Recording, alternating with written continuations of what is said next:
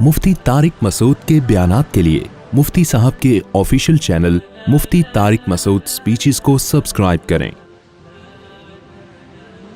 अल्लाह ताला ने, अल्लाह को मालूम था ना आबादी बढ़ जाएगी, तो आबादी बढ़ने से मसाइल बढ़ने के बजाय कम होना शुरू हो गए।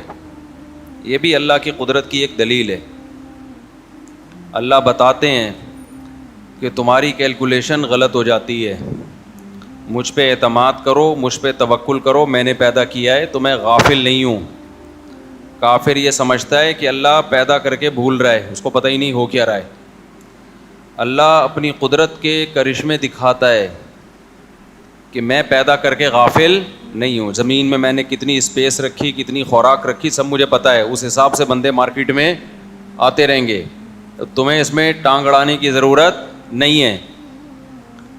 अब देखो, 1000 साल पहले का कोई साइंटिस्ट होता जो बड़ा अक्लमंद होता, वो कैलकुलेशन करता 1000 साल के बाद आबादी इतनी बढ़ जाएगी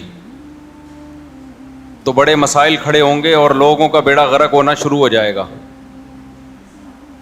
लेकिन दुनिया में आबादी बढ़ने से मसाइल ज़्यादा होने के बजाय मसाइल क्या हो गए, कम हो गए। इजादात होती रही। अब कितना बड़ा मसला था पेशावर से कराची पहुंचना, पुराने ज़माने में बहुत बड़ा मसला था या नहीं था? गधे घोड़ों पे आते, पैदल आते। आबादी बढ़ गई, इजादात भी उसी हिसाब से बढ़ गई। वो बहुत बड़ा मसला बहुत छोटा सा मसला रह गया। क्या ख्याल है? ठंग हुड़ के बंदा पहुंच जाता है।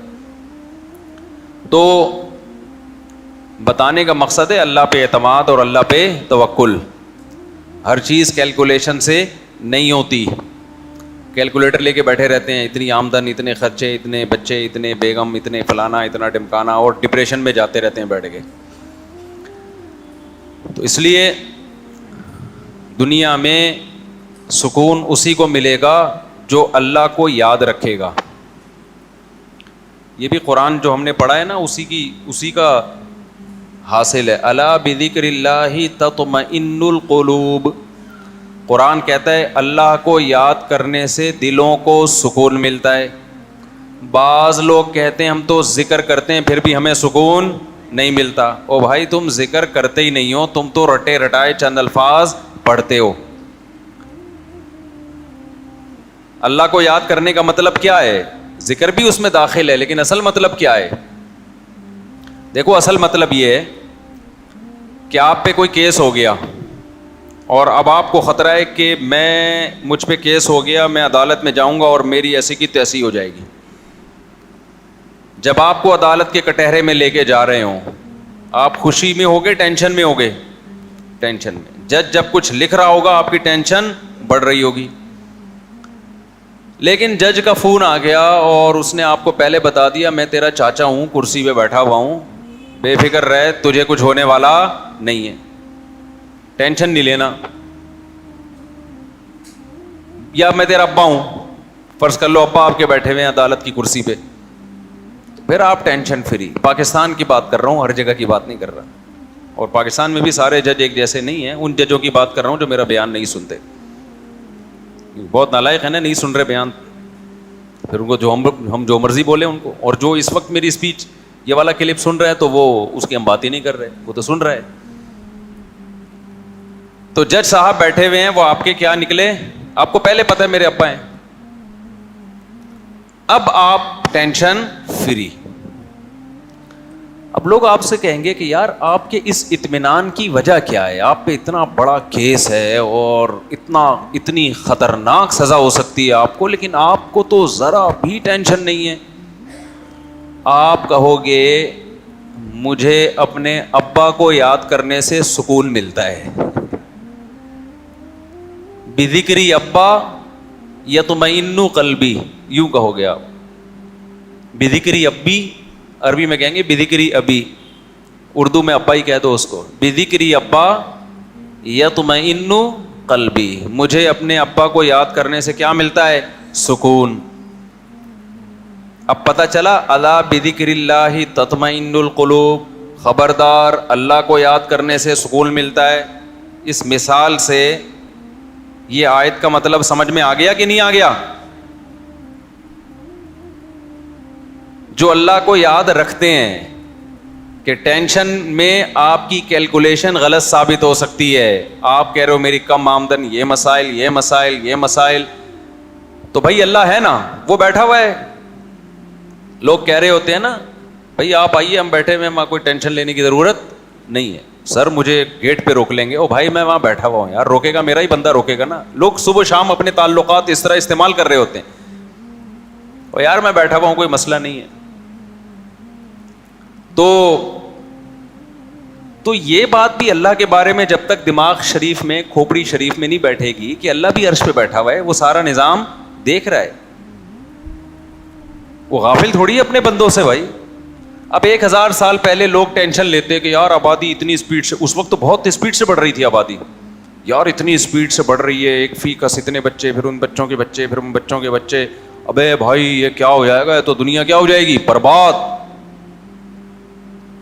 تو ان کو کیا پتا تھا کہ بھائی اللہ کیا ہے, بیٹھا ہوا ہے, اس نے انسان کے تابع ہر چیز کو بنا دیا, پوری کائنات.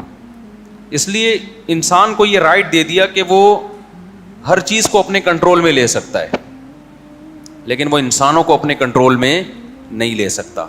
مینیجر کو کنٹرول میں لے سکتا ہے, وزیر اعظم کو کنٹرول میں لے سکتا ہے, نہیں لے سکتا. وہ اپنے ماتحتوں کو لے سکتا ہے.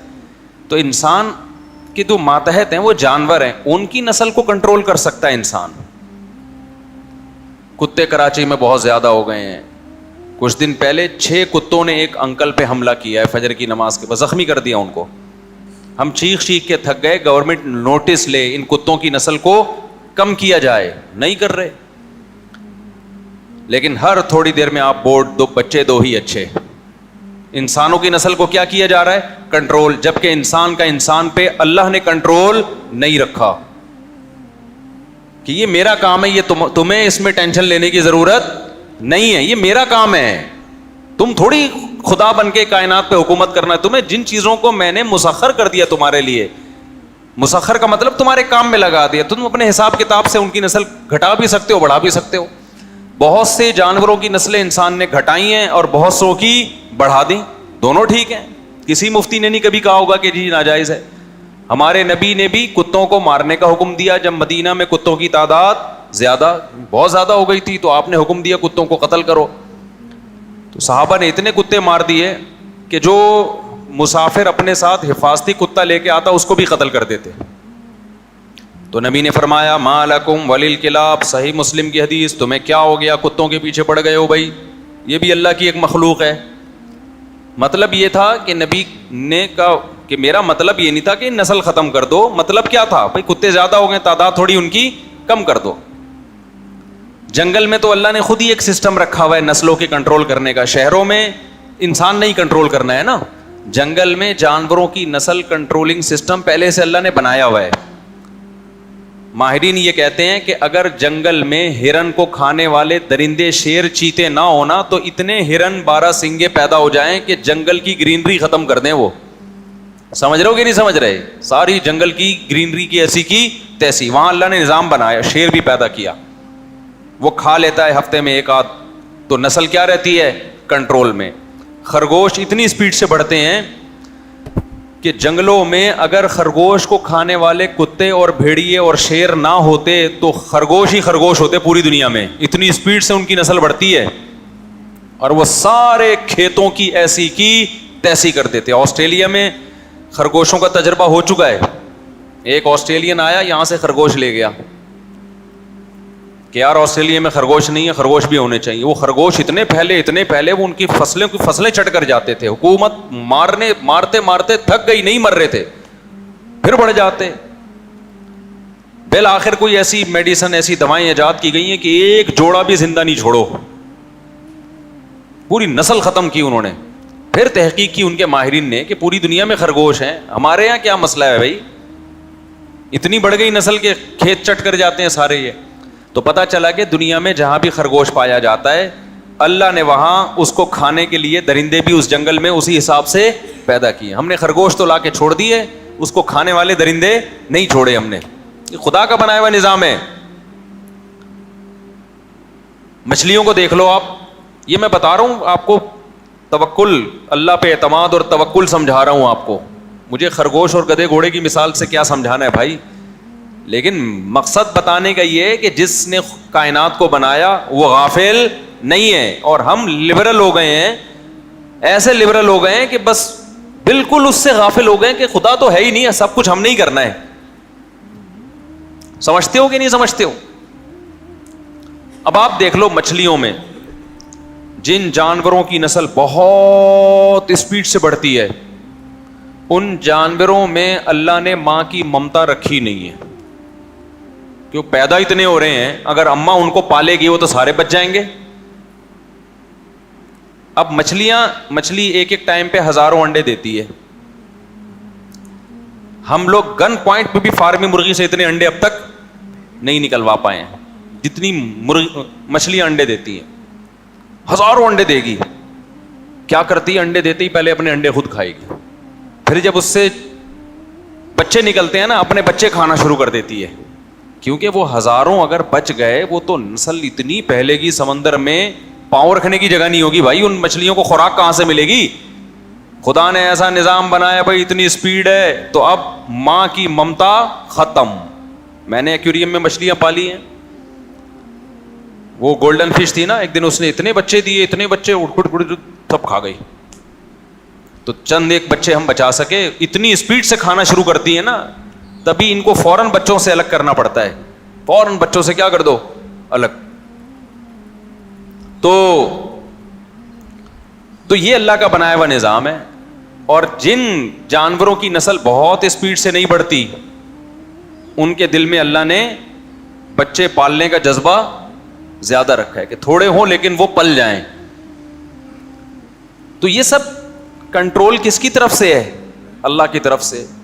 اور پھر اللہ نے انسان کے بھی تابع بنا دیا, کہا کہ تم بھی کنٹرول کر سکتے ہو, دخل اندازی کر سکتے ہو, نسل کو کم بھی کر سکتے ہو اور بڑھا بھی. تم سمجھتے ہو کہ بھئی جتنے انڈے مرغیاں دے رہی ہیں وہ ہماری ضرورت کے لیے کافی نہیں ہے, تو ہم خود سے بھی مرغیوں سے انڈے نکلوائیں گے.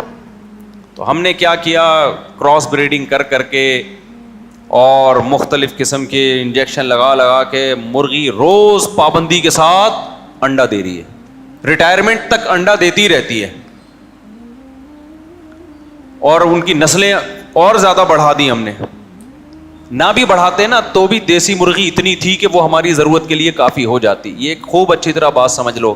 یہ جو بہت سے لوگ کہتے ہیں نا کہ فارمی مرغی نہ ہوتی تو اب دیسی مرغی تو انسانی آبادی کی ضرورت پوری نہیں کر سکتی, بالکل غلط بات ہے. یہ بالکل ایسے ہے جیسے کراچی میں ہم جب بھی چاہیں جہاں سے چاہیں ہمیں سمندری مچھلی وافر مقدار میں مل جاتی ہے, لیکن یہ کہہ کے مچھلی کی فارمنگ کو فروغ دیا گیا کیونکہ تاجروں کے لیے وہ آسان ہے, اس میں تیزی سے تاجروں کا فائدہ سمندر میں کم ہے, مچھلی کی فارمنگ میں زیادہ. اب تاجروں کا فائدہ چونکہ اس میں زیادہ تھا, اب لوگ آہستہ آہستہ آ رہے ہیں فارمی مچھلی کی طرف.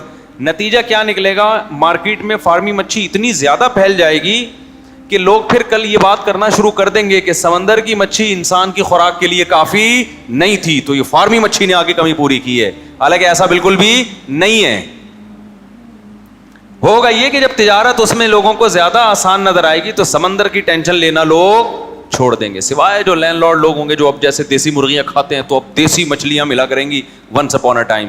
اس لیے میں آپ سے کہہ رہا ہوں کہ دیسی پر رہو, فارمی پر مت آؤ, تاکہ وہ جو بزنس سمندر کا چل رہا ہے نا, یا جو جا کے دریا سے شکار کر کے پکڑتے ہیں, وہ بزنس ترقی کرتا رہے. اس لیے فارمی سے نکالو اپنے آپ کو.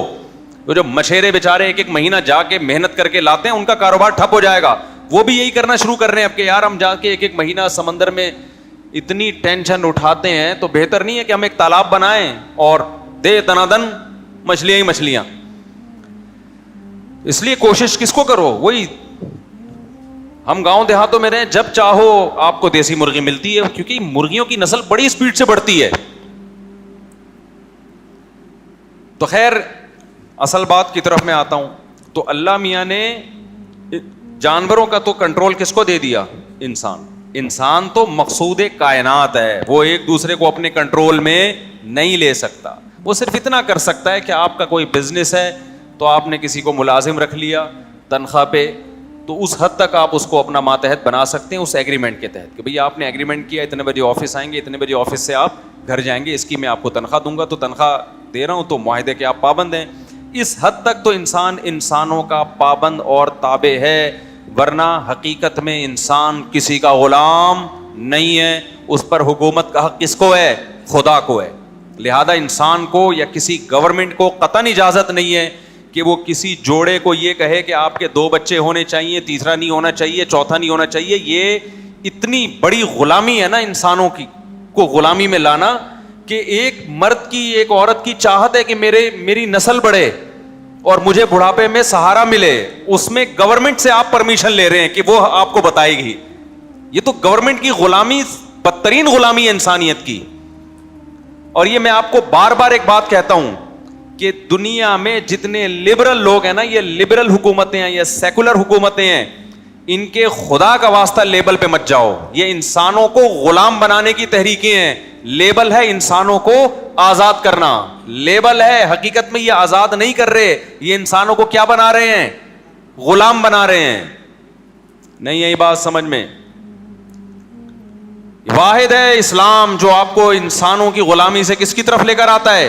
خدا کی غلامی کی طرف.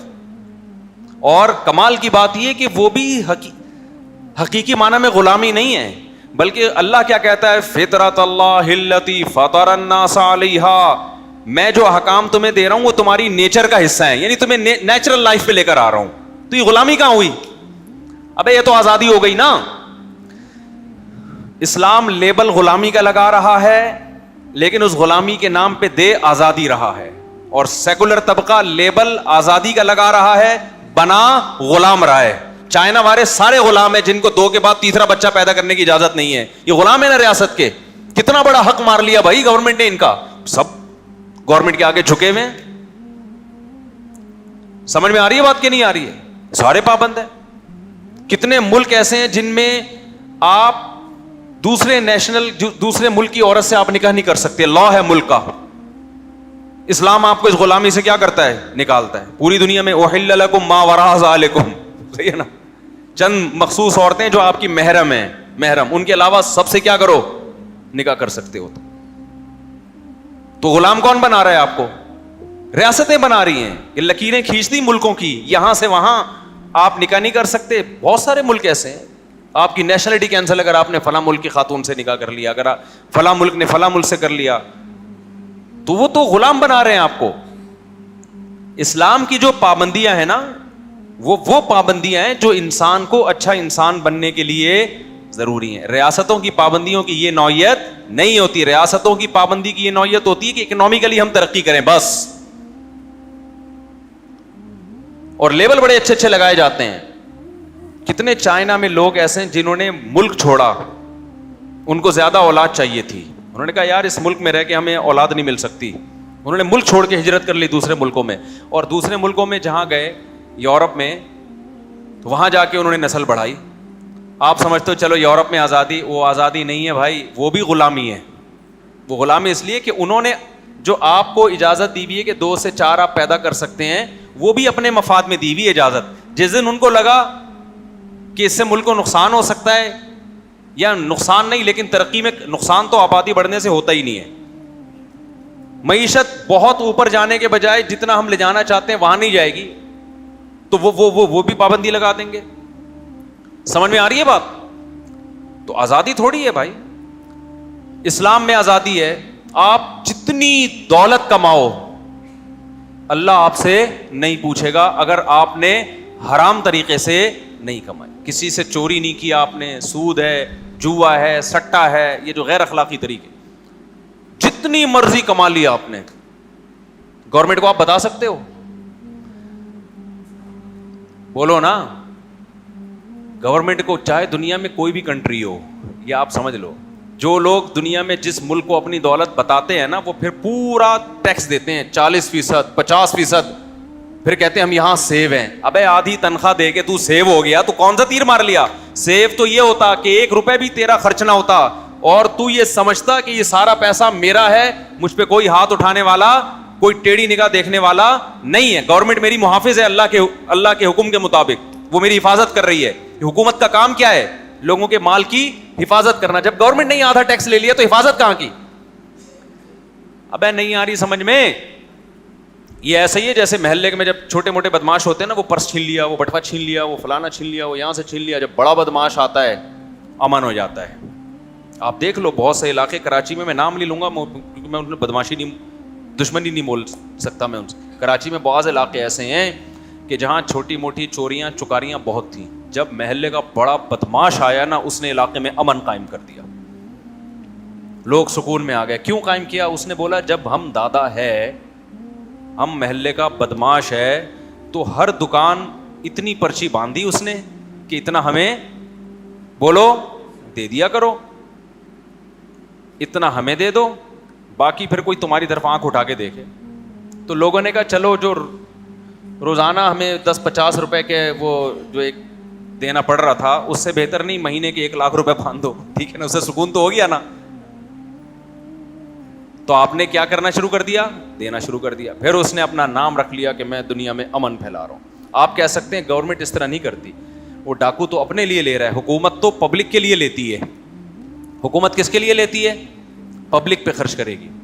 دیکھو ظلم کسے کہتے ہیں؟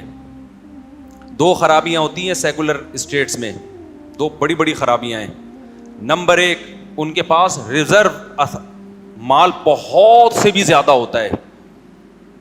گلک میں جو انہوں نے جمع کر کے رکھا ہوتا ہے نا, جس کے ہوتے ہوئے ان کو ٹیکس لینے کی ضرورت نہیں ہوتی, وہ بہت زیادہ ہوتا ہے. اس کے بعد لوگوں سے لوگوں کی ضرورت کے لیے لینا ظلم ہے یا نہیں ہے؟ یہ آپ نے جو گلک کو توڑو نا اپنا, یہ جتنے بڑے بڑے کنٹریز ہیں نا جن کو ہم سمجھتے ہیں بڑی ایک فلاحی ریاستیں ہیں, یہ ان کے جو ریزرو ہیں, ان کے جو گلک میں جو انہوں نے سنبھال کے رکھا ہوا ہے, وہ اتنا زیادہ ہے کہ آپ کی سوچ ہوگی